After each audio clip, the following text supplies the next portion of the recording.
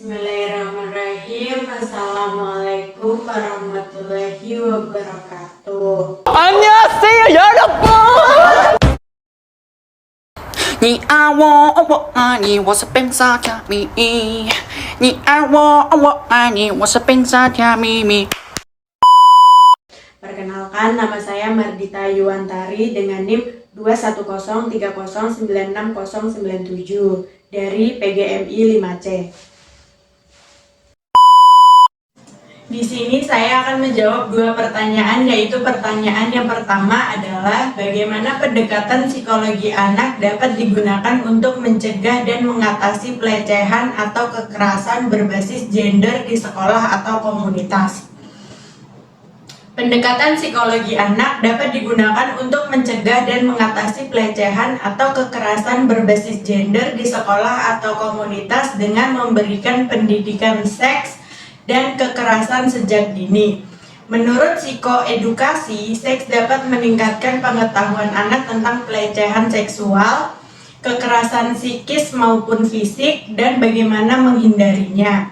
Selain itu, konseling kelompok berbasis gender juga dapat dilakukan untuk menurunkan pengulangan tindakan kekerasan. Paham kesetaraan gender antara perempuan dan laki-laki juga dapat membantu menghentikan kasus kekerasan berbasis gender. Pendekatan psikologi anak dapat digunakan untuk mencegah dan mengatasi pelecehan atau kekerasan berbasis gender di sekolah atau komunitas dengan beberapa cara. Di antaranya yaitu yang pertama, pendidikan seksual yang inklusif dan holistik. Pendidikan seksual yang inklusif dan holistik dapat membantu anak-anak memahami pentingnya menghormati perbedaan gender dan seksualitas. Hal ini dapat membantu mencegah terjadinya pelecehan atau kekerasan berbasis gender di sekolah atau komunitas. Yang kedua yaitu pelatihan keterampilan sosial. Pelatihan keterampilan sosial dapat membantu anak-anak belajar bagaimana berinteraksi dengan orang lain dengan cara yang sehat dan positif. Hal ini juga dapat membantu mencegah terjadinya pelecehan atau kekerasan berbasis gender di sekolah atau komunitas. Yang ketiga yaitu pendidikan orang tua. Pendidikan orang tua dapat membantu orang tua memahami pentingnya mengajarkan anak-anak mereka tentang kesetaraan gender dan seksualitas. Dan yang keempat yaitu pengawasan dan intervensi. Pengawasan dan intervensi dapat membantu mencegah terjadinya pelecehan atau kekerasan berbasis gender di sekolah atau komunitas. Guru dan orang tua dapat memantau perilaku anak-anak dan mengambil tindakan jika mereka melihat tanda-tanda pelecehan atau kekerasan berbasis gender. Pendekatan psikologi anak dapat digunakan untuk mencegah dan mengatasi pelecehan atau kekerasan berbasis gender di sekolah atau komunitas melalui pemahaman yang mendalam tentang perkembangan anak, pola pikir, dan perilaku mereka. Beberapa pendekatan yang dapat diterapkan termasuk edukasi tentang kesetaraan gender, pembentukan pola pikir yang inklusif, dan penguatan rasa percaya diri anak. Selain itu, penting untuk menciptakan lingkungan yang aman dan mendukung di sekolah atau komunitas. Hal ini dapat dilakukan melalui pelatihan bagi para pendidik dan orang tua, serta penerapan kebijakan yang melindungi anak dari pelecehan dan kekerasan berbasis gender. Dalam menerapkan pendekatan psikologi anak untuk mencegah dan mengatasi pelecehan atau kekerasan berbasis gender di sekolah atau komunitas, penting untuk memperhatikan kebutuhan dan karakteristik individu anak. Setiap anak memiliki kebutuhan dan karakteristik yang berbeda-beda, sehingga pendekatan yang digunakan harus disesuaikan dengan kebutuhan dan karakteristik individu anak. Pertanyaan yang kedua yaitu bagaimana mendukung anak dalam mengembangkan pemahaman yang sehat tentang hubungan dan batasan-batasan yang sesuai. Untuk mendukung anak dalam mengembangkan pemahaman yang sehat tentang hubungan dan batasan-batasan, orang orang tua dapat menerapkan beberapa strategi seperti yang pertama yaitu pola asuh yang hangat.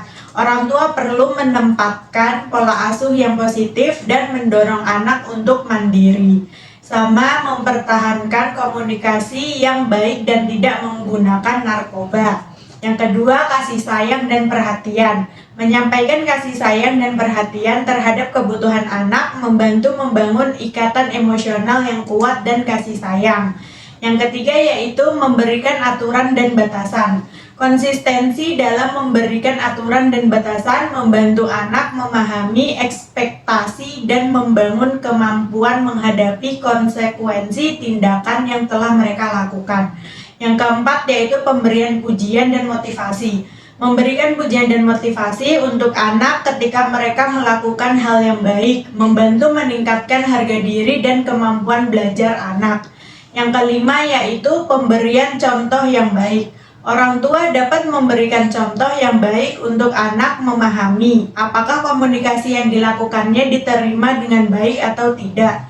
Dengan memberikan contoh yang baik, anak akan belajar bagaimana cara membangun hubungan yang sehat dan menghormati batasan-batasan yang sesuai. Yang keenam yaitu mengembangkan kemandirian. Orang tua harus mendukung anak dalam mengembangkan kemandirian dan keterampilan sosial yang diperlukan dalam interaksi dengan orang lain. Yang ketujuh yaitu penanaman nilai-nilai. Memberikan peluang untuk anak mengembangkan apa yang mereka kembangkan dan merasa bisa bertanggung jawab atas yang mereka lakukan. Dan yang kedelapan yaitu mengajarkan anak untuk menghargai diri sendiri dan menghargai orang lain. Orang tua perlu mengajarkan anak untuk menghargai dirinya sendiri, bahwa mereka berhak untuk diperlakukan dengan baik dalam hubungan.